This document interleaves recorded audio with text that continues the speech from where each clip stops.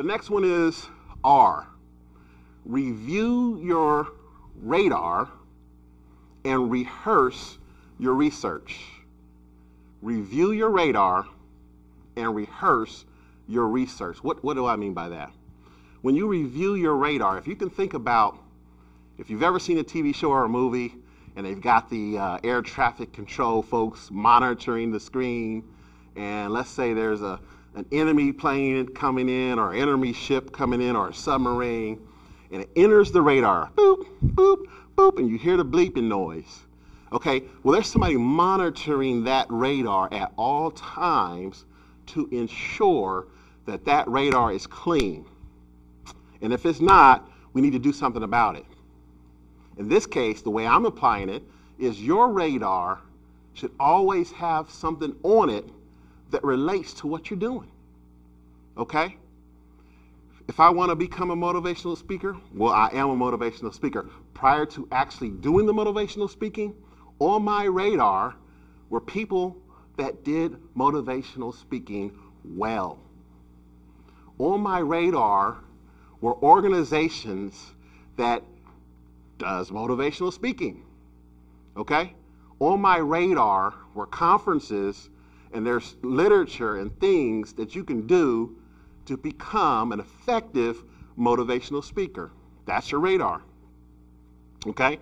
So regardless of what you're trying to do, your radar should have something on there that relates to where you're going. It's like packaging your success culture bag. A friend of mine, Clarence Brown, he used to have this thing called the culture bag. As he coached kids and as he would educate kids, he said you have to develop a culture bag. Things that you learn along the way, you put in the bag. You put in the bag. You just keep filling up that bag.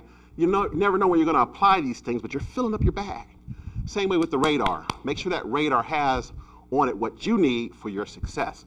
Now, the opposite is also true. The radar may have some things on there that need to be plucked away. There might be people on your radar that may be a bad influence to you. There might be people on your radar that may not help you along the way. There might be organizations, there might be things that you're doing.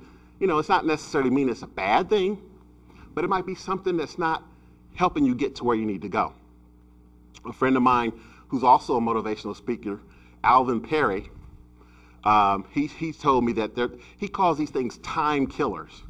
Time killers. These are things that push you off your path, things that prevent you from excelling, things that just keep you from getting to where you want to go. So, like things you need to have on your radar, there are things you need to keep off your radar, but you've got to review that frequently to know where you stand. Okay? Now, rehearse your research. What does that mean? I think about the school assignment. You might think about the writing assignment at school where you have to do the research. You go on the internet, go to the library, whatever. You get the information, you read it, drop it in the paper, mix it up a little bit, boom, there's your paper. Okay, that's one thing. Now that's not rehearsing your research. If you want to become more effective at what you're trying to do, you rehearse that research. You think about actors. They have rehearsal, then they perform. Athletes, they have practice, then they go to the game. I don't care what it is you're doing, you rehearse it before you deliver it. The same is true with your trade. The same is true with what you're trying to do in life. You rehearse that information. If you research something about a topic that you're working on, okay, now you got it in front of you. Practice saying it. Literally.